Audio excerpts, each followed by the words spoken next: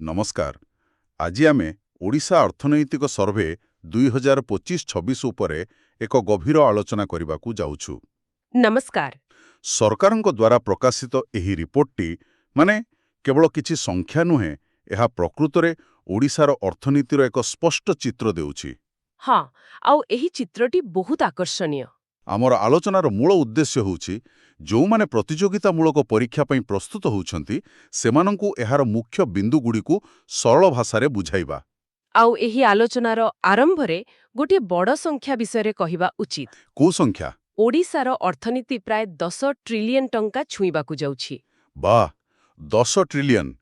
ଏଇଟା ତ ବହୁତ ବଡ଼ କଥା। ନିଶ୍ଚିତ ଭାବେ।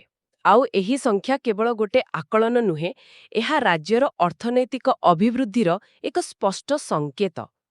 ଆଜି ଆମେ ଏହି ଅଭିବୃଦ୍ଧି ପଛର କାରଣଗୁଡ଼ିକୁ ତନ୍ନ ତନ୍ନ କରି ଦେଖିବା। ତେବେ ଚାଲନ୍ତୁ ଆରମ୍ଭ କରିବା। ଆମର ପ୍ରଥମ ବିଭାଗ ହେଉଛି ବୃହତ ଅର୍ଥନୈତିକ ସମୀକ୍ଷା ଏବଂ ମୁଖ୍ୟ ସୂଚକାଙ୍କ। ହଁ, ମ୍ୟାକ୍ରୋ ଇକୋନୋମିକ୍ ରିଭ୍ୟୁ ମାନେ ଅର୍ଥନୀତିର ସାମଗ୍ରିକ ସ୍ୱାସ୍ଥ୍ୟ। ଏକଦମ।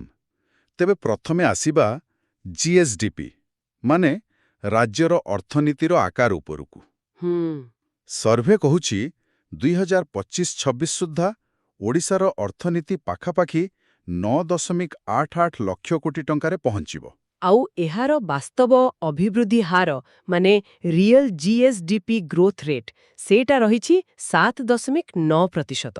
ଆଉ ଏଇଠି ଗୋଟେ ମଜା କଥା ହେଉଛି ଏହା ଜାତୀୟ ହାର 7.4% ଠାରୁ ବି ଅଧିକ। ହଁ, ଆଉ ଏ ଜାତୀୟ ହାରକୁ ଅତିକ୍ରମ କରିବାଟା ଗୋଟେ ବହୁତ ବଡ଼ କଥା। ଏହା ସୂଚାଉଛି ଯେ ଓଡ଼ିଶାର ଅର୍ଥନୈତିକ ଗତିବିଧି ଦେଶର ଅନ୍ୟ ଅଞ୍ଚଳ ତୁଳନାରେ ଅଧିକ ଦ୍ରୁତ ଗତିରେ ଆଗଉଛି। ଠିକ୍ କହିଲେ। ଏହାପରେ ଆସିବା ଲୋକଙ୍କ ପକେଟ୍ କଥା। ମୁଣ୍ଡା ପିଛା ଆୟ ବା ପର୍ କ୍ୟାପିଟା ଇନକମ୍। ପିସିଆଇ। ହଁ, ପିସିଆଇ। ଏହା ବର୍ତ୍ତମାନ 1.88 ଲକ୍ଷ ଟଙ୍କା ରହିଛି। ଯାହାକି ପୂର୍ବବର୍ଷ ତୁଳନାରେ 9.2% ଅଧିକ। କିନ୍ତୁ ଏଠି ମୋତେ ଗୋଟେ କଥା ବେଶ୍ ଆକର୍ଷିତ କଲା। ସର୍ବଭାରତୀୟ ହାର ସହିତ ଆମେ ଆୟର ଯୋଉ ବ୍ୟବଧାନ ଥିଲା ହଁ, ସେ ଗ୍ୟାପ୍ଟା। ସେଇଟା 2023-24ରେ 18% ଥିଲା। ଏବେ 15%କୁ କମି ଆସିଛି। ଆଜ୍ଞା, ଆଉ ଏହି ବ୍ୟବଧାନ କମିବା ଏକ ବହୁତ ବଡ଼ ସକାରାତ୍ମକ ସଂକେତ। ଏହାର ସିଧାସଳଖ ଅର୍ଥ ହେଉଛି ରାଜ୍ୟର ଲୋକମାନଙ୍କର ଆର୍ଥିକ ସ୍ଥିତିରେ ଉନ୍ନତି ଆସୁଛି। ଆଉ ଆମେ ଜାତୀୟ ସ୍ତର ସହିତ ସମକକ୍ଷ ହେବା ଦିଗରେ ଆଗଉଛୁ। ଏକଦମ।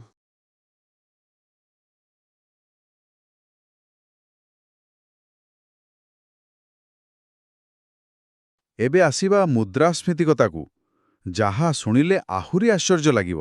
ହଁ, ଇନଫ୍ଲେସନ୍। ଖୁଚୁରା ମୁଦ୍ରାସ୍ଫୀତି ବା ସିପିଆଇ 2024-25ରେ 6% ଥିଲା। କିନ୍ତୁ ଏପ୍ରିଲ-ଡିସେମ୍ବର 2025-26ରେ ଏହା ମାତ୍ର 0.1%କୁ ଖସି ଆସିଛି। 0.1%। ସତ କହିଲେ ତ ଏତେ କମ୍ ମୁଦ୍ରାସ୍ଫୀତି ସାଧାରଣତଃ ଦେଖାଯାଏ ନାହିଁ। ଏହା କେମିତି ସମ୍ଭବ? ଦେଖନ୍ତୁ, ଗୋଟେ ଦୃଷ୍ଟିରୁ ଏହା ଦରଦାମ ନିୟନ୍ତ୍ରଣରେ ସରକାରଙ୍କ ସଫଳତାକୁ ଦର୍ଶାଉଛି। ଯାହା ସାଧାରଣ ଲୋକଙ୍କ ପାଇଁ ତ ବହୁତ ବଡ଼ ଆଶ୍ୱସ୍ତି। ନିଶ୍ଚିତ ଭାବେ। କିନ୍ତୁ ଏହାର ଅନ୍ୟ ଦିଗ ବି ଅଛି। ଏତେ କମ୍ ମୁଦ୍ରାସ୍ଫୀତି କ'ଣ ବଜାରରେ ଚାହିଦାର ଅଭାବକୁ ସୂଚାଉଛି କି? ଏହା ଉପରେ ଅଧିକ ବିଶ୍ଳେଷଣର ଆବଶ୍ୟକତା ଅଛି। ବୁଝିଲି। ଏବେ ଦେଖିବା ଜିଏସ୍ଡିପିକୁ କେଉଁ କ୍ଷେତ୍ରର କେତେ ଅବଦାନ। Sectoral contribution. ହଁ, ଶିଳ୍ପ କ୍ଷେତ୍ରର ଅବଦାନ ସବୁଠୁ ବେଶି 41.3%। ତାପରେ ସେବା କ୍ଷେତ୍ର 39.1%। ଆଉ ଶେଷରେ କୃଷି କ୍ଷେତ୍ର 19.6%। କିନ୍ତୁ ଯଦି ଆମେ ବିକାଶର ହାରକୁ ଦେଖିବା ମାନେ ଗ୍ରୋଥ୍ ରେଟ୍, ତେବେ ଚିତ୍ରଟା ଟିକେ ଅଲଗା। କେମିତି? ଦେଖନ୍ତୁ, ସେବା କ୍ଷେତ୍ର ବା ସର୍ଭିସେସ୍ ସେକ୍ଟର 9.3% ହାରରେ ବଢ଼ୁଛି, ଯାହା ସବୁଠୁ ଦ୍ରୁତ। ଆଚ୍ଛା, ତାପରେ ଶିଳ୍ପ 6.4%। ଆଉ କୃଷି 5.3% ହାରରେ ବୃଦ୍ଧି ପାଉଛି। ତେବେ ଦୁଇଟା ତଥ୍ୟକୁ ଯୋଡ଼ିଲେ କ'ଣ ଜଣାପଡ଼ୁଛି? ଏଥିରୁ ସ୍ପଷ୍ଟ ହେଉଛି ଯେ ଶିଳ୍ପ କ୍ଷେତ୍ରର ଅବଦାନ ବର୍ତ୍ତମାନ ପାଇଁ ସର୍ବାଧିକ ହେଲେ ମଧ୍ୟ ସେବା କ୍ଷେତ୍ର ହିଁ ଭବିଷ୍ୟତର ଡ୍ରାଇଭିଂ ଫୋର୍ସ ହେବାକୁ ଯାଉଛି। ଏହା ତ ଅର୍ଥନୀତିର ବିବିଧକରଣ ପାଇଁ ଭଲ ସଂକେତ। ଏକଦମ। ତେବେ ଏହି ସବୁ ଭଲ ପ୍ରଦର୍ଶନ ପଛରେ ରାଜ୍ୟର ଆର୍ଥିକ ପରିଚାଳନା ବି ନିଶ୍ଚୟ ଭଲ ହୋଇଥିବ। ହଁ, ଯାହା ଆମକୁ ଆମର ପରବର୍ତ୍ତୀ ବିଭାଗକୁ ନେଇଯାଉଛି।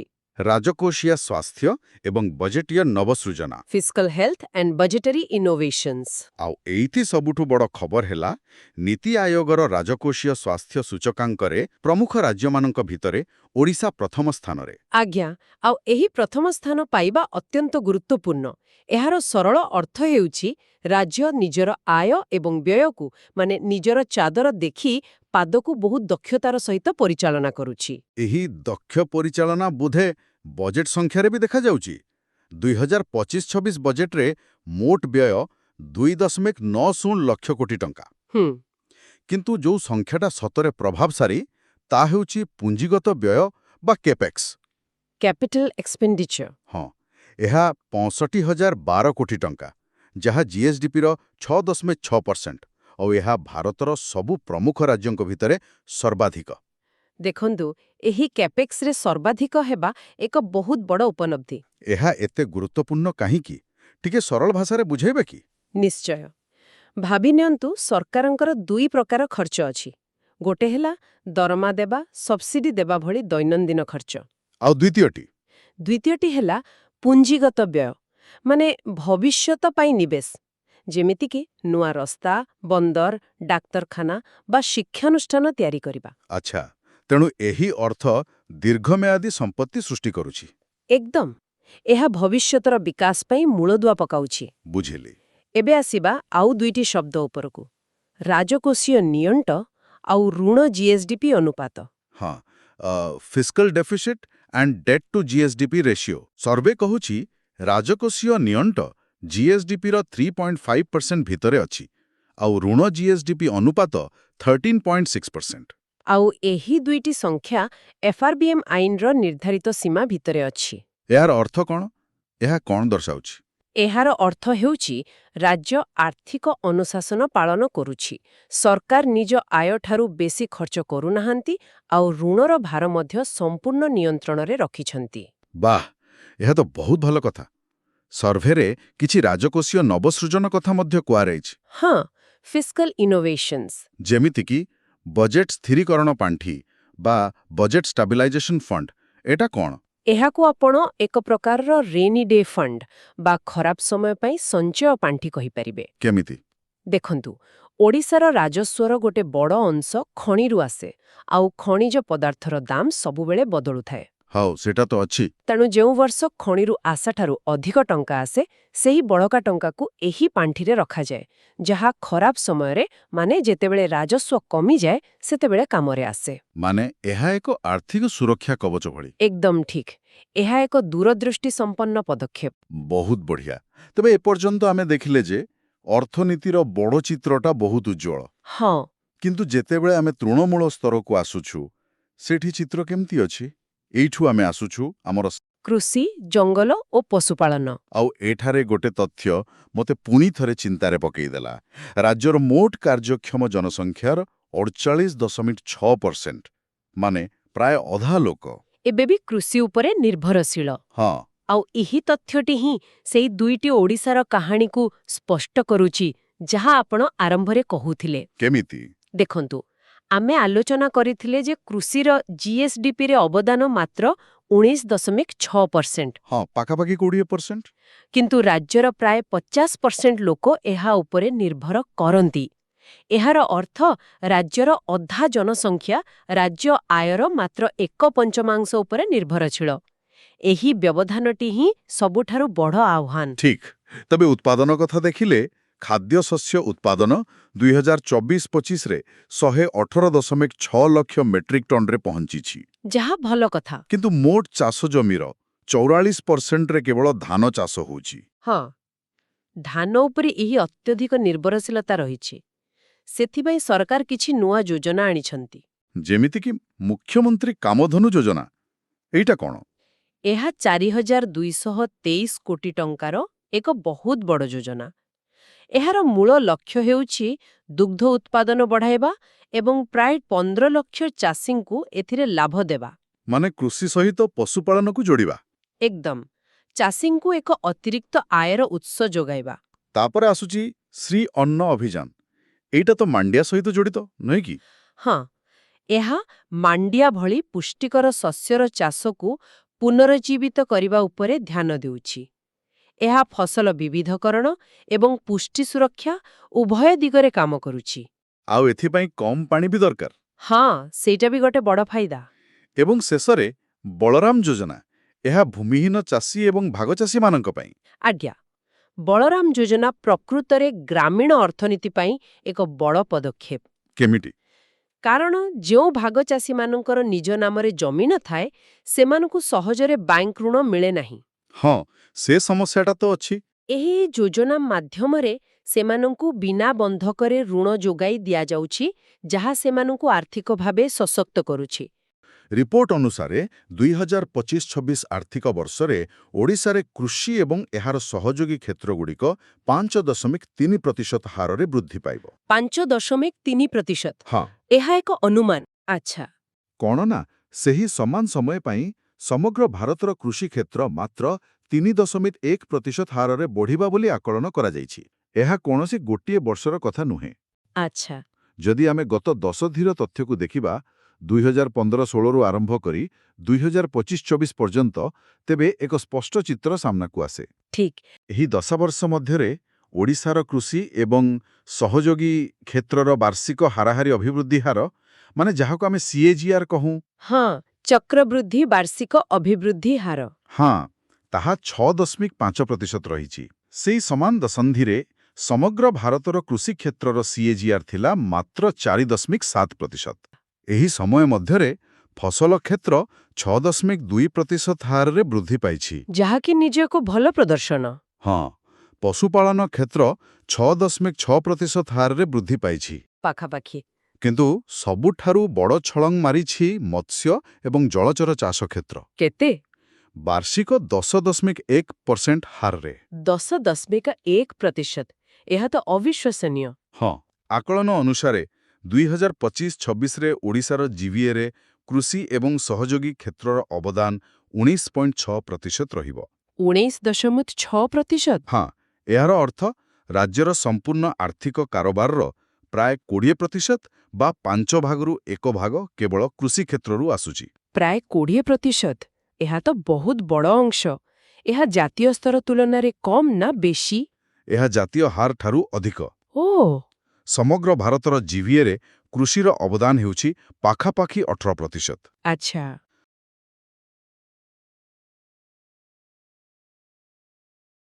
ଶିଳ୍ପକ୍ଷେତ୍ର ସାମଗ୍ରିକ ଭାବେ ତ ସୂତ୍ର ଅନୁସାରେ ଓଡ଼ିଶାର ମୋଟ GVAରେ ଶିଳ୍ପକ୍ଷେତ୍ରର ଯୋଗଦାନ ହେଉଛି 43.3%। ଏହା ତ ବହୁତ ବଡ଼ ସଂଖ୍ୟା। ବହୁତ ବଡ଼। 43.3% ମାନେ ଆପଣ ଭାବିପାରିବେ କି ରାଜ୍ୟର ଅର୍ଥନୀତିର ପ୍ରାୟ ଅଧା ଭାଗ କେବଳ ଶିଳ୍ପ କ୍ଷେତ୍ରରୁ ଆସୁଛି। ଏହାକୁ ରାଜ୍ୟ ଅର୍ଥନୀତିର ମେରୁଦଣ୍ଡ କହିଲେ କିଛି ଭୁଲ ହେବ ନାହିଁ। ଆଉ ଏହାର ମୂଲ୍ୟ ପ୍ରାୟ 3.6 ଲକ୍ଷ କୋଟି ଟଙ୍କା। ଆଚ୍ଛା, 3.6 ଲକ୍ଷ କୋଟି। ଏଠି ଆଉ ଗୋଟେ କଥା ଅଛି। ଏହି କ୍ଷେତ୍ରରେ ବାର୍ଷିକ 6.4% ବୃଦ୍ଧି ହୋଇଛି, ଯେତେବେଳେ କି ଜାତୀୟ ହାର, ମାନେ ପୁରା ଦେଶର ହାର, ହେଉଛି 6.2%। ହଁ, ଏଇ ଯୋଉ ଛୋଟ ଫରକଟା ଦେଖାଯାଉଛି ନା, 6.4 ଆଉ 6.2 ଭିତରେ, ଏହାର ମହତ୍ତ୍ୱ ବହୁତ ବେଶୀ। ଏହାର ଅର୍ଥ ହେଉଛି ଓଡ଼ିଶାର ଶିଳ୍ପକ୍ଷେତ୍ର କେବଳ ବଢ଼ୁନି, ବରଂ ଜାତୀୟ ହାରଠାରୁ ବି ଦ୍ରୁତ ଗତିରେ ଆଗଉଛି। ଆଉ ଏଇଟା ନିବେଶକଙ୍କ ପାଇଁ ଗୋଟେ ବହୁତ ସକାରାତ୍ମକ ସଂକେତ। ଉତ୍ପାଦନ ଅଂଶ ବା ମାନୁଫ୍ୟାକ୍ଚରିଂ ସେୟାର। ଆଉ ଏଠିକାର ତଥ୍ୟ ତ ପ୍ରକୃତରେ ଆଶ୍ଚର୍ଯ୍ୟ କରିଦେବା ପରି। ଶିଳ୍ପ GVAରେ ଉତ୍ପାଦନ କ୍ଷେତ୍ରର ଅଂଶ ଏବେ ହେଉଛି 45.8%। ହଁ, 45.8%। କିନ୍ତୁ ମଜା କଥା ହେଉଛି 2015-16ରେ ଏହା ମାତ୍ର 19% ଥିଲା। ବାଃ, ମାତ୍ର 19%ରୁ ସିଧା 45.8%। ଏଇଟା ତ ଗୋଟେ ବିରାଟ ଲମ୍ପ। ବିଲକୁଲ। ଏହା ହିଁ ସବୁଠୁ ଗୁରୁତ୍ୱପୂର୍ଣ୍ଣ କଥା। ଏହା ଦର୍ଶାଉଛି ଯେ ଆମ ରାଜ୍ୟର ଅର୍ଥନୀତିର ଚରିତ୍ର ବଦଳୁଛି। ଆମେ ଆଉ କେବଳ ଖଣିଜ ସମ୍ପଦ ଉତ୍ତୋଳନ କରି ବିକ୍ରି କରୁନାହୁଁ। ଖଣି ଓ ଖନନ GVA। ହଁ, ଦୁଇଟା ଯାକ ପରସ୍ପର ସହ ଜଡ଼ିତ। ତଥ୍ୟ କହୁଛି 2025-26ରେ ଶିଳ୍ପ GVAରେ ଖଣି କ୍ଷେତ୍ରର ଯୋଗଦାନ 23.1% ରହିଛି। କିନ୍ତୁ ଗୁରୁତ୍ୱପୂର୍ଣ୍ଣ କଥା ହେଲା, ଗତ ବର୍ଷ ତୁଳନାରେ ଏଥିରେ 14% ବୃଦ୍ଧି ହୋଇଛି। ଏହି 14% ବୃଦ୍ଧିକୁ ଧ୍ୟାନ ଦେବା ଦରକାର। ଯେତେବେଳେ ଉତ୍ପାଦନ କ୍ଷେତ୍ର ବଢ଼ୁଛି, ତାକୁ ଇନ୍ଧନ ଯୋଗାଇବା ପାଇଁ ଖଣି କ୍ଷେତ୍ରକୁ ବି ସେହି ଅନୁପାତରେ ବଢ଼ିବାକୁ ପଡ଼ିବ। ତେଣୁ ଖଣି କ୍ଷେତ୍ରର ଏହି ଦ୍ରୁତ ବୃଦ୍ଧି ଦର୍ଶାଉଛି ଯେ ଧାତୁ ଏବଂ ଅନ୍ୟ ଶିଳ୍ପ ପାଇଁ କଞ୍ଚାମାଳର ଚାହିଦା କେତେ ବଢ଼ିଛି। ଖଣିଜ ସମ୍ପଦରେ ନେତୃତ୍ୱ। ଆମେ ସମସ୍ତେ ତ ଜାଣୁ ଯେ ଓଡ଼ିଶା ଖଣିଜରେ ଭରପୁର। କିନ୍ତୁ ପ୍ରକୃତରେ ଏହାର ମାପ କ'ଣ? ହଁ, ଜାତୀୟ ସ୍ତରରେ ଏହାର ସ୍ଥିତି କେତେ ଗୁରୁତ୍ୱପୂର୍ଣ୍ଣ ସେଇଟା ଜାଣିବା ଦରକାର। ଏଇଟା ଗୋଟେ ମୌଳିକ ପ୍ରଶ୍ନ। ତଥ୍ୟ ଅନୁସାରେ ଓଡ଼ିଶା ହେଉଛି ଭାରତର ସର୍ବବୃହତ୍ ଖଣିଜ ଉତ୍ପାଦନକାରୀ ରାଜ୍ୟ। କିନ୍ତୁ ସଂଖ୍ୟାକୁ ଦେଖିଲେ ଏହାର ପ୍ରକୃତ ଅର୍ଥ ବୁଝାପଡ଼ିବ। ଦେଶର ମୋଟ ଖଣିଜ ଉତ୍ପାଦନର ଯାହା ମୂଲ୍ୟ, ତାର 43.7%। 43.7%? ହଁ, 43.7% କେବଳ ଓଡ଼ିଶାରୁ ଆସୁଛି, ମାନେ ପ୍ରାୟ ଅଧା। ଆଚ୍ଛା। ଆଉ ପରୀକ୍ଷା ପାଇଁ 3ଟି ନାଁ ମନେ ରଖିବା ନିହାତି ଜରୁରୀ: ଲୁହପଥର, କ୍ରୋମାଇଟ୍ ଆଉ ବକ୍ସାଇଟ୍। ଏହି 3ଟିର ଉତ୍ପାଦନରେ ଓଡ଼ିଶା ସାରା ଭାରତରେ ପ୍ରଥମ। ଏହା ହିଁ ତେବେ ଖଣିଜ ନେତୃତ୍ୱର ମୂଳଦୁଆ। ଏକଦମ। ଆମେ ଶୁଣୁଛୁ ଯେ ଓଡ଼ିଶାକୁ ଷ୍ଟିଲ୍ ହବ୍ ଅଫ୍ ଇଣ୍ଡିଆ କୁହାଯାଉଛି। ଏହା ପଛରେ କାରଣ କ'ଣ? କାରଣ ହେଉଛି ସେହି କଞ୍ଚାମାଲକୁ ମୂଲ୍ୟଯୁକ୍ତ ଉତ୍ପାଦରେ ପରିଣତ କରିବାର କ୍ଷମତା। ତଥ୍ୟ ଅନୁସାରେ ଓଡ଼ିଶାର ସ୍ଥାପିତ ଇସ୍ପାତ ଉତ୍ପାଦନ କ୍ଷମତା ହେଉଛି 45.5 ମିଲିୟନ ଟନ୍ ପ୍ରତିବର୍ଷ। 45.5 MTPA। ହଁ, ଆଉ ଏହି ସଂଖ୍ୟାର ଗୁରୁତ୍ୱ ବୁଝିବା ପାଇଁ ଏହାକୁ ଜାତୀୟ ସ୍ତର ସହ ତୁଳନା କରନ୍ତୁ। ଏହା ଭାରତର ମୋଟ ଇସ୍ପାତ ଉତ୍ପାଦନ କ୍ଷମତାର ପ୍ରାୟ 22%। 23%? ମାନେ ଦେଶର ପ୍ରାୟ 1/4 ଇସ୍ପାତ ଉତ୍ପାଦନ କ୍ଷମତା କେବଳ ଓଡ଼ିଶାରେ। ଏକଦମ। ସେଥିପାଇଁ ହିଁ ଓଡ଼ିଶାକୁ ଷ୍ଟିଲ୍ ହବ୍ କୁହାଯାଉଛି। ଏହା କେବଳ ଗୋଟେ ଟ୍ୟାଗ୍ଲାଇନ୍ ନୁହେଁ। ଏହା ଏକ ବାସ୍ତବତା। ଏଇଠି ବୋଧେ ଆମର ପରବର୍ତ୍ତୀ ପଏଣ୍ଟ ପ୍ରମୁଖ କରିଡର ଓ ହବ୍ର ଭୂମିକା ଆସୁଛି। ଏଥିରେ BCPPER ବିଷୟରେ କୁହାଯାଇଛି। ଏ ନାଁଟା ଟିକେ ଜଟିଳ ଲାଗୁଛି। BCPPERର ପୂରା ନାଁ ହେଉଛି ଭୁବନେଶ୍ୱର, କଟକ, ପୁରୀ, ପାରାଦୀପ ଇକୋନୋମିକ୍ ରିଜନ୍। ଭୁବନେଶ୍ୱର, କଟକ, ପୁରୀ, ପାରାଦୀପ ଅର୍ଥନୈତିକ ଅଞ୍ଚଳ। ହଁ, ଆଉ ଏହା କେବଳ ଗୋଟେ ରାସ୍ତା ନୁହେଁ, ଏହା ଏକ ସୁଚିନ୍ତିତ ଅର୍ଥନୈତିକ କରିଡୋର। ଏଇ 4ଟି ସ୍ଥାନକୁ କାହିଁକି ବଛାଗଲା? ଦେଖନ୍ତୁ, ଭୁବନେଶ୍ୱର ହେଉଛି ପ୍ରଶାସନିକ ଆଉ ଶିକ୍ଷାର କେନ୍ଦ୍ର। କଟକ ହେଉଛି ଆମର ପୁରୁଣା ବ୍ୟବସାୟିକ କେନ୍ଦ୍ର। ପୁରୀ ହେଲା ସଂସ୍କୃତି ଓ ପର୍ଯ୍ୟଟନ। ଆଉ ପାରାଦୀପ ହେଉଛି ପୂର୍ବ ଭାରତର ବାଣିଜ୍ୟର ପ୍ରବେଶ ପଥ। ଏକଦମ। ତ ଏହି କରିଡର ମାଧ୍ୟମରେ ଏ ସବୁକୁ ଏକାଠି କରି ଏକ ବିଶାଳ ଅର୍ଥନୈତିକ ଶକ୍ତି କେନ୍ଦ୍ର ତିଆରି କରିବାର ଲକ୍ଷ୍ୟ ଅଛି। ଆଉ ଏହାର ସମ୍ଭାବନା କେତେ?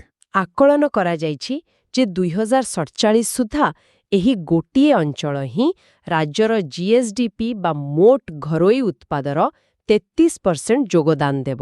1/3? ବାଃ, ଏହା ତ ବହୁତ ବଡ଼ ଯୋଜନା। କିନ୍ତୁ ଏତେ ବଡ଼ ନିବେଶକୁ ଆକର୍ଷିତ କରିବା ପାଇଁ ବ୍ୟବସାୟ କରିବାର ପରିବେଶ ମଧ୍ୟ ସହଜ ହେବା ଦରକାର। ହଁ, ଇଜ୍ ଅଫ୍ ଡୁଇଂ ବିଜନେସ୍। ଏହି ପ୍ରସଙ୍ଗରେ ଆମର ଶେଷ ପଏଣ୍ଟ ହେଉଛି ନିୟାମକ ସଂସ୍କାର ଏବଂ ଓଡ଼ିଶା ଜନବିଶ୍ୱାସ ଅଧ୍ୟାଦେଶ 2025। ଏଇଟା କ'ଣ?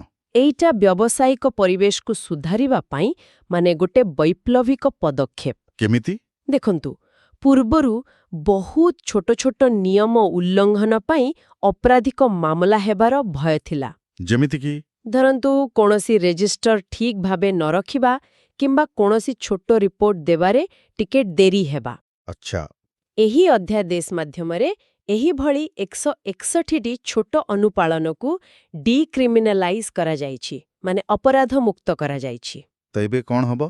ଏବେ ସେଗୁଡ଼ିକ ପାଇଁ କେବଳ ଆର୍ଥିକ ଜୋରିମାନା ଲାଗିବ, କିନ୍ତୁ ଜେଲ୍ ଯିବାର ଭୟ ରହିବ ନାହିଁ।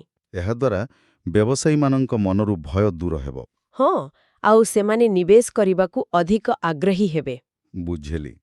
ତାହେଲେ ଏହା ସ୍ପଷ୍ଟ ଯେ ଓଡ଼ିଶାର ଭୂମି ଖଣିଜ ସମ୍ପଦରେ ଭରପୁର ଏବଂ ତାକୁ ଆଧାର କରି ଏକ ଶକ୍ତିଶାଳୀ ଶିଳ୍ପ ଭିତ୍ତିଭୂମି ତିଆରି ହେଉଛି।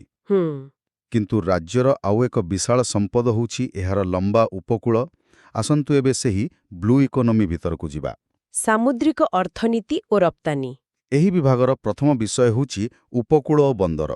575 କିଲୋମିଟର ଉପକୂଳ, ଏହାକୁ ବ୍ୟବହାର କରିବା ପାଇଁ ବନ୍ଦର ହିଁ ପ୍ରକୃତ ଚାବିକାଠି। ଆପଣ ଠିକ୍ କହିଲେ। ବିନା ବନ୍ଦରରେ ଉପକୂଳ କେବଳ ଏକ ବେଳାଭୂମି। ଆଉ ଓଡ଼ିଶାର ବନ୍ଦର କ୍ଷମତାକୁ ବୁଝିବା ପାଇଁ ପାରାଦୀପ ବନ୍ଦର ହେଉଛି ସବୁଠୁ ବଡ଼ ଉଦାହରଣ। ପାରାଦୀପ ତ ବହୁତ ଗୁରୁତ୍ୱପୂର୍ଣ୍ଣ। ତଥ୍ୟ ଅନୁସାରେ ଭାରତର ସମସ୍ତ ପ୍ରମୁଖ ବନ୍ଦର ମିଶି ଯେତିକି ମାଲ ପରିବହନ ବା କାର୍ଗୋ ହ୍ୟାଣ୍ଡେଲ କରନ୍ତି ତାର 17.62% କେବଳ ପାରାଦୀପ ବନ୍ଦର ଏକାକୀ କରେ। 17.62%? ଏଇଟା ବହୁତ ବଡ଼ ସଂଖ୍ୟା। ହଁ, ଏକ ବିଶାଳ ସଂଖ୍ୟା। ଏହା ଦେଖାଉଛି ଯେ ପୂର୍ବ ଭାରତର ବାଣିଜ୍ୟ ପାଇଁ ପାରାଦୀପ କେତେ ଗୁରୁତ୍ୱପୂର୍ଣ୍ଣ। ଯଦି ପାରାଦୀପ ଏତେ ସଫଳ, ତେବେ ଗଞ୍ଜାମ ଜିଲ୍ଲାର ବାହୁଦା ମୁହାଣରେ ଏକ ନୂଆ ସର୍ବଋତୁ ଉପଗ୍ରହ ପ୍ରମୁଖ ବନ୍ଦର ବା ସାଟେଲାଇଟ୍ ମେଜର ପୋର୍ଟ କାହିଁକି? ଏହାର ଦୁଇଟି ମୁଖ୍ୟ କାରଣ ଅଛି। ପ୍ରଥମତଃ, ପାରାଦୀପ ଉପରେ ଚାପ ବଢ଼ିବାରେ ଲାଗିଛି। ଆଗକୁ ଆମକୁ ଅଧିକ କ୍ଷମତା ଦରକାର। ଆଉ ଦ୍ୱିତୀୟ କାରଣ? ଦ୍ୱିତୀୟରେ, ଷ୍ଟ୍ରାଟେଜିକ୍ ଡାଇଭର୍ସିଫିକେସନ୍। ମାନେ ଗୋଟିଏ ବନ୍ଦର ଉପରେ ସମ୍ପୂର୍ଣ୍ଣ ନିର୍ଭରଶୀଳ ନ ହୋଇ ଦକ୍ଷିଣ ଓଡ଼ିଶାରେ ଆଉ ଏକ ବଡ଼ ବନ୍ଦର ତିଆରି କଲେ। ସେହି ଅଞ୍ଚଳର ଶିଳ୍ପାୟନକୁ ମଧ୍ୟ ଗତି ମିଳିବ। ଏକଦମ। ଏହା ରାଜ୍ୟର ବିକାଶକୁ ସନ୍ତୁଳିତ କରିବ। ଠିକ୍ ଅଛି। ଏହା ତ ବନ୍ଦର ଦେଇ ଆମଦାନୀ ରପ୍ତାନୀର କଥା ଗଲା। କିନ୍ତୁ ସମୁଦ୍ର ନିଜେ ମଧ୍ୟ ଏକ ସମ୍ପଦ। ଏବେ ଆସିବା ସାମୁଦ୍ରିକ ରପ୍ତାନୀ ଉପରକୁ। ହଁ, ତଥ୍ୟ କହୁଛି 2024-25 ଆର୍ଥିକ ବର୍ଷରେ ଏହାର ମୂଲ୍ୟ 4,708 କୋଟି ଟଙ୍କା ଥିଲା। ଏହି ସଂଖ୍ୟାର ପ୍ରକୃତ ଗୁରୁତ୍ୱ ଜାଣିବା ପାଇଁ ଏହାକୁ ରାଜ୍ୟର ଅନ୍ୟ ରପ୍ତାନୀ ସହ ତୁଳନା କରିବାକୁ ପଡ଼ିବ। କେମିତି? ଆଶ୍ଚର୍ଯ୍ୟର କଥା ହେଉଛି, ଏହି 4,708 କୋଟି ଟଙ୍କା ରାଜ୍ୟର ମୋଟ କୃଷି ଏବଂ ଆନୁଷଙ୍ଗିକ କ୍ଷେତ୍ରରୁ ହେଉଥିବା ରପ୍ତାନୀର 90.3%। ତେବେ ଏହି କ୍ଷେତ୍ରର ସମ୍ଭାବନାକୁ ଆହୁରି ବଢ଼ାଇବା ପାଇଁ କିଛି ନୂଆ ପଦକ୍ଷେପ ନିଆଯାଉଛି କି? ଏଠାରେ ଓମ୍ବ୍ରିକ୍ ବୋଲି କିଛି ଉଲ୍ଲେଖ ଅଛି। ଓମ୍ବ୍ରିକ୍ ଗୋଟେ ଭବିଷ୍ୟତ କେନ୍ଦ୍ରିକ ଯୋଜନା। ଏହାର ପୂରା ନାଁ ହେଉଛି Odisha Marine biotechnology research and innovation corridor. ମାନେ ସାମୁଦ୍ରିକ ଜୈବ ପ୍ରଯୁକ୍ତି ବିଦ୍ୟା ଉପରେ ଗବେଷଣା। ହଁ, ସରଳ ଭାଷାରେ କହିଲେ ସମୁଦ୍ରରେ ଥିବା ଜୀବ ଶୈବାଳକୁ ବ୍ୟବହାର କରି ନୂଆ ଔଷଧ, ସ୍ୱାସ୍ଥ୍ୟ ଉତ୍ପାଦ, ଏମିତିକି କସ୍ମେଟିକ୍ସ ତିଆରି କରିବା ଏହାର ଲକ୍ଷ୍ୟ। ଆଚ୍ଛା। ଏହା ସହିତ ପର୍ଯ୍ୟଟନ କ୍ଷେତ୍ରରେ ବ୍ଲୁ ଫ୍ଲାଗ ପ୍ରମାଣପତ୍ର କଥା ମଧ୍ୟ କୁହାଯାଇଛି। ପୁରୀ ଏବଂ ପତି ସୋନପୁର। ହଁ, ଏହି ବ୍ଲୁ ଫ୍ଲାଗ କେବଳ ଗୋଟେ ପୁରସ୍କାର ନୁହେଁ, ଏହା ଏକ ଆନ୍ତର୍ଜାତୀୟ ମାନ୍ୟତା। ସେବା କ୍ଷେତ୍ର, ଆଇଟି ଓ ପର୍ଯ୍ୟଟନ, ଏ ଦୁଇଟି ଦୁନିଆକୁ କେମିତି ଦୌଡ଼ାଯାଉଛି? ଏହା ହିଁ ଓଡ଼ିଶାର ଅର୍ଥନୀତିକ ରଣନୀତିର ସବୁଠୁ ଗୁରୁତ୍ୱପୂର୍ଣ୍ଣ ଦିଗ। କେମିତି? ଦେଖନ୍ତୁ, ରାଜ୍ୟ ସରକାର ବୁଝିଛନ୍ତି ଯେ କେବଳ ପ୍ରାକୃତିକ ସମ୍ପଦ ଉପରେ ନିର୍ଭର କରି ଦୀର୍ଘମ୍ୟାଦୀ ବିକାଶ ସମ୍ଭବ ନୁହେଁ। ତେଣୁ ଅର୍ଥନୀତିକୁ ଡାଇଭର୍ସିଫାଇ କରିବାକୁ ଚାହୁଁଛନ୍ତି। ମାନେ ଖଣିଜ ଭିତ୍ତିକ ଅର୍ଥନୀତିରୁ ଏକ ଜ୍ଞାନ ଆଧାରିତ ଅର୍ଥନୀତି ଆଡ଼କୁ ଯିବା ପାଇଁ? ହଁ, ଚେଷ୍ଟା କରାଯାଉଛି। ଆଉ ଏହାର ପ୍ରମାଣ ହେଉଛି ଆମର ପ୍ରଥମ ପଏଣ୍ଟ, ଉଦୀୟମାନ ଟେକ୍ ହବ୍। ତେବେ ଏହି ଟେକ୍ ହବ୍ ତିଆରି କରିବା ପାଇଁ କି ନିର୍ଦ୍ଦିଷ୍ଟ ପଦକ୍ଷେପ ନିଆଯାଉଛି? ଏଥିପାଇଁ 3ଟି ପ୍ରମୁଖ ନୀତି ଅଛି। ଆଇଟି ପଲିସି 2025, ଜିସିସି ପଲିସି 2025 ଆଉ ଏଆଇ ପଲିସି 2025। ଏ ତିନୋଟିର କାମ କ'ଣ? ଦେଖନ୍ତୁ, ଆଇଟି ପଲିସି ସାଧାରଣ ସଫ୍ଟୱେର୍ କମ୍ପାନୀମାନଙ୍କ ପାଇଁ।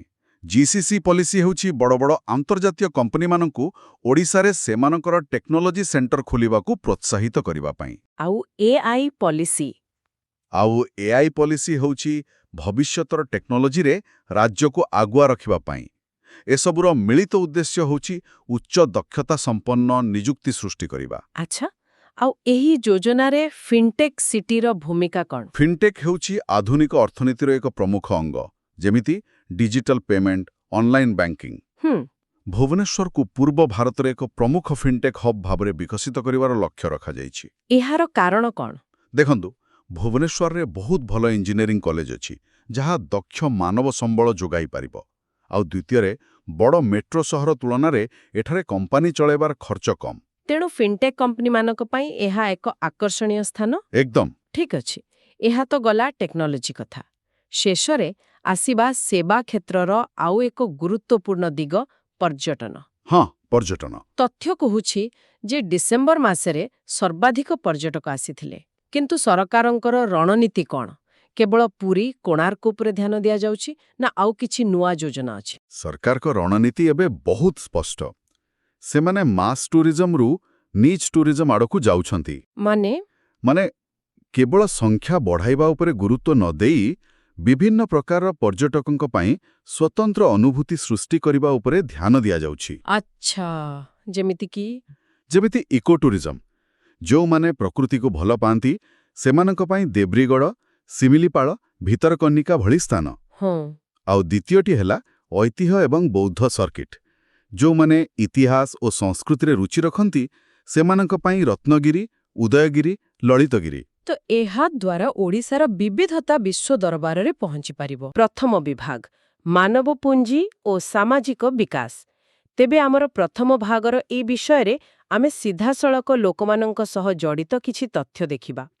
ପ୍ରଥମେ ଆସୁଛି ଜନସାଂଖ୍ୟିକ ଲାଭାଂଶ ବା ଡେମୋଗ୍ରାଫିକ୍ ଡିଭିଡେଣ୍ଡ। ତଥ୍ୟ କହୁଛି ଓଡ଼ିଶାରେ କାର୍ଯ୍ୟକ୍ଷମ ବୟସର ଜନସଂଖ୍ୟା ମାନେ 15ରୁ 64 ବର୍ଷ ଭିତରେ ସେମାନଙ୍କର ସଂଖ୍ୟା ହେଉଛି 69.4%, ଆଉ ଏହି ହାର 2036 ପର୍ଯ୍ୟନ୍ତ ସ୍ଥିର ରହିବାର ସମ୍ଭାବନା ଅଛି। ଜନସାଂଖ୍ୟିକ ଲାଭାଂଶର ସରଳ ଅର୍ଥ ହେଲା ଯେତେବେଳେ ଆପଣଙ୍କ ପାଖରେ କାମ କରିବାକୁ ସକ୍ଷମ ଲୋକଙ୍କ ସଂଖ୍ୟା ବହୁତ ଅଧିକ ଥାଏ, ମାନେ ନିର୍ଭରଶୀଳ ଲୋକଙ୍କ ତୁଳନାରେ, ଯେମିତିକି ଶିଶୁ ଓ ବୃଦ୍ଧ। ଏହା ଯେକୌଣସି ଅର୍ଥନୀତି ପାଇଁ ଏକ ସୁବର୍ଣ୍ଣ ସୁଯୋଗ। ଆଉ 2036 ପର୍ଯ୍ୟନ୍ତ ଏହା ସ୍ଥିର ରହିବାର ଅର୍ଥ ଓଡ଼ିଶା ପାଖରେ ଗୋଟେ ଲମ୍ବା ଯୋଜନା କରିବାକୁ ପର୍ଯ୍ୟାପ୍ତ ସମୟ ଅଛି।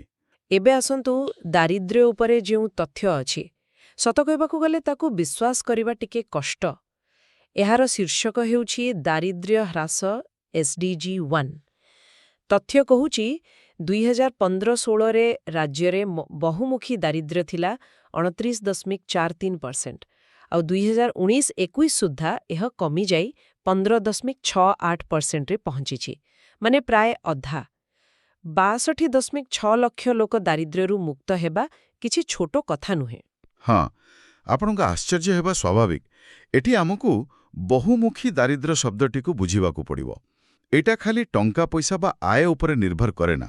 ଏଥିରେ ସ୍ୱାସ୍ଥ୍ୟ, ଶିକ୍ଷା ଆଉ ଜୀବନଶୈଳୀର ମାନକୁ ବି ମପାଯାଏ।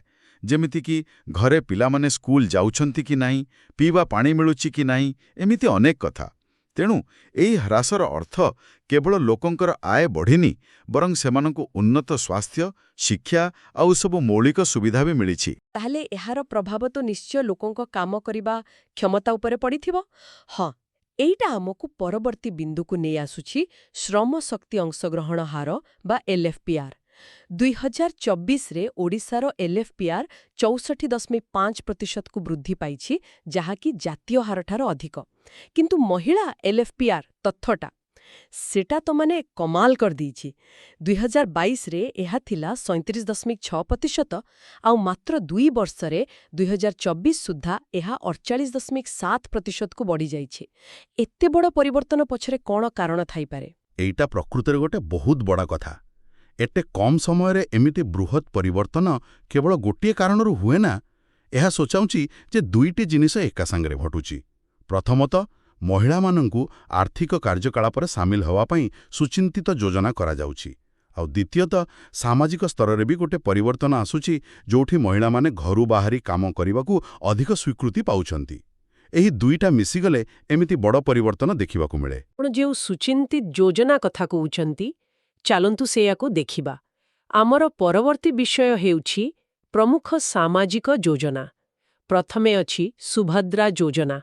ଏଥିରେ ମହିଳାମାନଙ୍କୁ ସିଧାସଳଖ ଆର୍ଥିକ ସହାୟତା ଦିଆଯାଉଛି।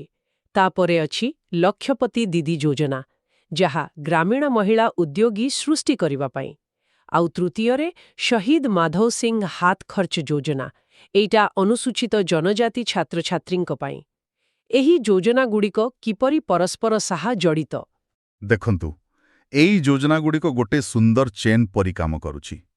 ଗୋଟିଏ ପଟେ ସୁଭଦ୍ରା ଏବଂ ଲକ୍ଷପତି ଦିଦି ଯୋଜନା ମହିଳାଙ୍କ ହାତକୁ ସିଧାସଳଖ ଆର୍ଥିକ ଶକ୍ତି ଦେଉଛି। ଏହା ସେମାନଙ୍କୁ ଆତ୍ମବିଶ୍ୱାସ ଦେଉଛି ଆଉ ଶ୍ରମ ବଜାରରେ ଅଂଶଗ୍ରହଣ କରିବାକୁ ପ୍ରୋତ୍ସାହିତ କରୁଛି। ଏଇଟା ସିଧାସଳଖ ମହିଳା LFPR ବୃଦ୍ଧିର ଏକ ମୁଖ୍ୟ କାରଣ। ଆଉ ଅନ୍ୟପଟେ ଶହୀଦ ମାଧବ ସିଂ ହାତ ଖର୍ଚ୍ଚ ଯୋଜନା ଭବିଷ୍ୟତ ପିଢ଼ି ଉପରେ ନିବେଶ କରୁଛି। ଡ୍ରପ୍ ଆଉଟ୍ କମାଇବା ଦ୍ୱାରା ଆପଣ ସୁନିଶ୍ଚିତ କରୁଛନ୍ତି ଯେ ଆଗାମୀ କାର୍ଯ୍ୟବଳ ଶିକ୍ଷିତ ହେବେ। ତେଣୁ ଗୋଟେ ପଟେ ବର୍ତ୍ତମାନ ସଶକ୍ତିକରଣ ଆଉ ଅନ୍ୟପଟେ ଭବିଷ୍ୟତର ମୂଳଧୁଆ। ହଁ, ଏବେ ପୁରା ଚିତ୍ରଟା ସ୍ପଷ୍ଟ ଲାଗୁଛି।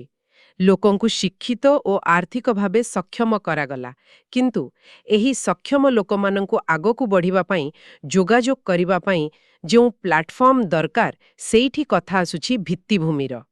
ଚାଲନ୍ତୁ ଏବେ ସେଇ ଦିଗକୁ ଦେଖିବା। ଦ୍ୱିତୀୟ ବିଭାଗ, ଭିତ୍ତିଭୂମିର ଉନ୍ନତିକରଣ। ଏଠାରେ ପ୍ରଥମେ ଆସୁଛି ବିମାନ ଚଳାଚଳ। ବିମାନ ଯୋଜନା ବା ବିମେୟାନ ସ୍କିମ୍ ନାମରେ ଏକ ବଡ଼ ଯୋଜନା ଆରମ୍ଭ ହୋଇଛି, ଯାହାର ବଜେଟ୍ ପ୍ରାୟ 4,182 କୋଟି ଟଙ୍କା। ଆଉ ରାଜ୍ୟରେ ଏବେ 5ଟି ବିମାନ ବନ୍ଦର କାର୍ଯ୍ୟକ୍ଷମ: ଭୁବନେଶ୍ୱର, ଜୟପୁର, ରାଉରକେଲା, ଝାରସୁଗୁଡ଼ା ଏବଂ କଳାହାଣ୍ଡିରେ ମଧ୍ୟ। ଏହା ପଛରେ କିଛି ବଡ଼ ଆର୍ଥିକ ରଣନୀତି ଅଛି କି? ନିଶ୍ଚିତ ଭାବରେ। ଆଞ୍ଚଳିକ ବାୟୁ ସଂଯୋଗ ଖାଲି ଯାତ୍ରୀ ପରିବହନ ପାଇଁ ନୁହେଁ, ଏହାକୁ ଇକୋନୋମିକ୍ ମଲ୍ଟିପ୍ଲାୟର ବା ଅର୍ଥନୈତିକ ଗୁଣକ କୁହାଯାଏ। ଯେତେବେଳେ କଳାହାଣ୍ଡି କିମ୍ବା ଜୟପୁର ଭଳି ସ୍ଥାନ ଦେଶର ବଡ଼ ସହର ସହ ସିଧା ଫ୍ଲାଇଟ୍ରେ ଯୋଡ଼ି ହେଉଛି, ସେତେବେଳେ ସେଠାକୁ ପର୍ଯ୍ୟଟକ ସହଜରେ ଆସିପାରନ୍ତି, ବ୍ୟବସାୟୀମାନେ ନିବେଶ କରିବାକୁ ଆଗ୍ରହ ଦେଖାନ୍ତି। ଏହା ଏକ ସନ୍ତୁଳିତ ଆଞ୍ଚଳିକ ବିକାଶର ମଡେଲ। ବିକାଶ କେବଳ ରାଜଧାନୀରେ ସୀମିତ ରହେ ନାହିଁ। ଆଚ୍ଛା, ଏଇଟା ତ ଗୋଟେ ବହୁତ ବଡ଼ କଥା। ବାୟୁପଥ ପରେ ଏବେ ଆସନ୍ତୁ ରେଳବାଇ କଥା ଦେଖିବା। 6ଟି ବନ୍ଦେ ଭାରତ ଟ୍ରେନ୍ ତ ଚାଲୁଛି, କିନ୍ତୁ ମୋର ଧ୍ୟାନ ଯାଉଛି ଗୋଟେ ନୂଆ ରେଳ ଲାଇନ୍ ଉପରେ। 82 କିଲୋମିଟର ଦୀର୍ଘ ବାଦାମପାହାଡ଼ କେନ୍ଦୁଝରଗଡ଼ ଲାଇନ୍। ଏହାର ମୁଖ୍ୟ ଉଦ୍ଦେଶ୍ୟ କୁହାଯାଇଛି ଖଣିଜ ପଦାର୍ଥ ପରିବହନ। ଏହାର ରଣନୈତିକ ମହତ୍ତ୍ୱ କେତେ? ଏହାର ମହତ୍ତ୍ୱ ବହୁତ ବେଶୀ। ଦେଖନ୍ତୁ, ଓଡ଼ିଶାର ଅର୍ଥନୀତି ପାଇଁ ଖଣିଜ ସମ୍ପଦ ତ ଗୋଟେ ମେରୁଦଣ୍ଡ ଭଳି। କିନ୍ତୁ ଖଣିରୁ ଖଣିଜ ଉଠେଇବା ଯେତିକି ଜରୁରୀ, ତାକୁ ଶୀଘ୍ର ଆଉ କମ୍ ଖର୍ଚ୍ଚରେ ଶିଳ୍ପାଞ୍ଚଳ କିମ୍ବା ବନ୍ଦର ପର୍ଯ୍ୟନ୍ତ ପହଞ୍ଚାଇବା ସେତିକି ଜରୁରୀ। ଏହି ନୂଆ ରେଳ ଲାଇନ୍ ଠିକ୍ ସେହି କାମ କରିବ। ଏହାଦ୍ୱାରା ରାସ୍ତା ଉପର ଟ୍ରକ୍ର ଚାପ କମିବ, ଖର୍ଚ୍ଚ କମିବ ଆଉ ରାଜ୍ୟର ଶିଳ୍ପ ଅଭିବୃଦ୍ଧିକୁ ସିଧାସଳଖ ଗତି ମିଳିବ। ତାହେଲେ ଏୟାରୱେଜ୍ ଆଉ ରେଲୱେଜ୍। କିନ୍ତୁ ଏସବୁ ଚାଲିବା ପାଇଁ ଯେଉଁ ମୂଳ ଜିନିଷ ଦରକାର, ତାହା ହେଉଛି ଶକ୍ତି। ଆମର ଶେଷ ବିନ୍ଦୁ ସେଇଆ। ଓଡ଼ିଶା ବର୍ତ୍ତମାନ ଏକ ଶକ୍ତି ବଳକା ରାଜ୍ୟ, ଆଉ ଏକ ବଡ଼ ଲକ୍ଷ୍ୟ ଅଛି 2047 ସୁଦ୍ଧା ଅକ୍ଷୟ ଶକ୍ତିର ଅଂଶକୁ ବର୍ତ୍ତମାନର 17%ରୁ 70%କୁ ବଢ଼େଇବା। ପ୍ରଥମେ କୁହନ୍ତୁ, ଶକ୍ତି ବଳକା ହେବାର ପ୍ରକୃତ ଲାଭ କ'ଣ? ଶକ୍ତି ବଳକା ହେବାର ଦୁଇଟା ବଡ଼ ଲାଭ ଅଛି। ପ୍ରଥମତଃ, ରାଜ୍ୟ ନିଜର ଶିଳ୍ପ ଏବଂ ଘରୋଇ ଆବଶ୍ୟକତାକୁ 24 ଘଣ୍ଟା ପୂରଣ କରିପାରେ। ଦ୍ୱିତୀୟତଃ, ବଳକା ବିଦ୍ୟୁତ୍କୁ ଅନ୍ୟ ରାଜ୍ୟକୁ ବିକ୍ରି କରି ରାଜସ୍ୱ ମଧ୍ୟ ଅର୍ଜନ କରାଯାଇପାରେ। କିନ୍ତୁ ଏହାଠୁ ବି ବଡ଼ କଥା ହେଉଛି ଅକ୍ଷୟ ଶକ୍ତି ଆଡ଼କୁ ଏହି ପରିବର୍ତ୍ତନ। 17%ରୁ 17%କୁ ଯିବା ଏକ ବିରାଟ ଲକ୍ଷ୍ୟ। ଏହା ସୂଚାଉଛି ଯେ ରାଜ୍ୟ କେବଳ ବର୍ତ୍ତମାନ ନୁହେଁ, ଭବିଷ୍ୟତର ପରିବେଶ ସୁରକ୍ଷା ବିଷୟ ମଧ୍ୟ ଚିନ୍ତା କରୁଛି। ଏଇଟା ଗୋଟେ ଦୂରଦୃଷ୍ଟି ସମ୍ପନ୍ନ ପଦକ୍ଷେପ। ଆଜିର ଆଲୋଚନାକୁ ଏଇଠି ଶେଷ କରୁଛୁ। ଧନ୍ୟବାଦ।